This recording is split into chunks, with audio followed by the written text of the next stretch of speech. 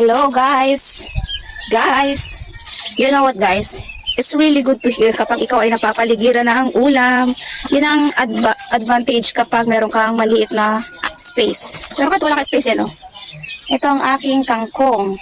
Yan, nakita ko siya sa TikTok so ginaya ko siya. Plano ko pag makakita ko ng 1.5, gumawa ako nito. Bale, nadalaw pa siya kasi. Yan.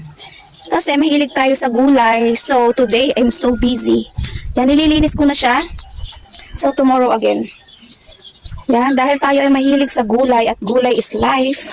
So, nagtanim ako kanina ng konting kamote dun sa tabi ng aming tindahan. Kasi nga, itong kamote ko dito, kapag ako ay nagluto ng isda na may kamote ay kulang pa sa akin. Yan. Kasi nga tayo ay gulay is life. Well, flexing my sitaw after 2 months. Yan, medyo matagal kasi. Yan, after 2 months, meron ka ng sitaw.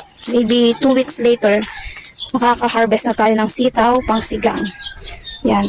At meron tayo dito konting kangkong. Yan.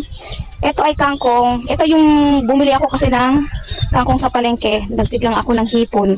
So, imbes na itapon ko yung kangkong, ay aking itinanim. At kami ay napapaligiran ng gulay. Yan, ito. Ito yung daan sa side yan. May kalamyas ang aking kapitbahay.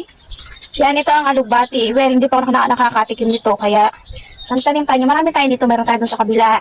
So, meron din tayo dito. At ito ang ating pinakabisihan ngayon. Yan ang ating alugbati. Yan. Ito. Madami siya. So, pwede na siyang gulayan. Kapag ginulayan siya, mas mabilis siyang dadami. Nakatikim ako last time. Isang beses lang. Madulas pala siya. Hala ko parang kamote. Parang hindi ko masyadong bet.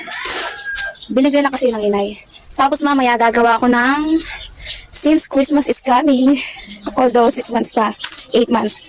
Well, ito yan. Pang tinola. Yan, pang tinola.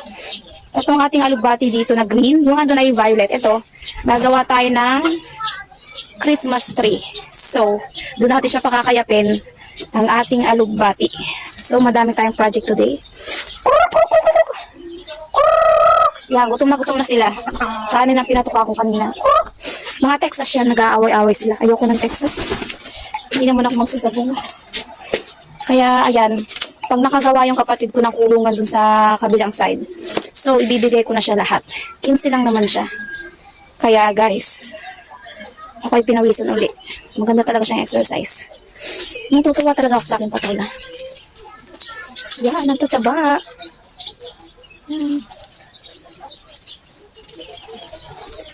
Yan. Yun. Ang aking manok. Yan. Yan, may tandang na panabong. Yan. At ito may panabong pa dyan. Yan. Panabong.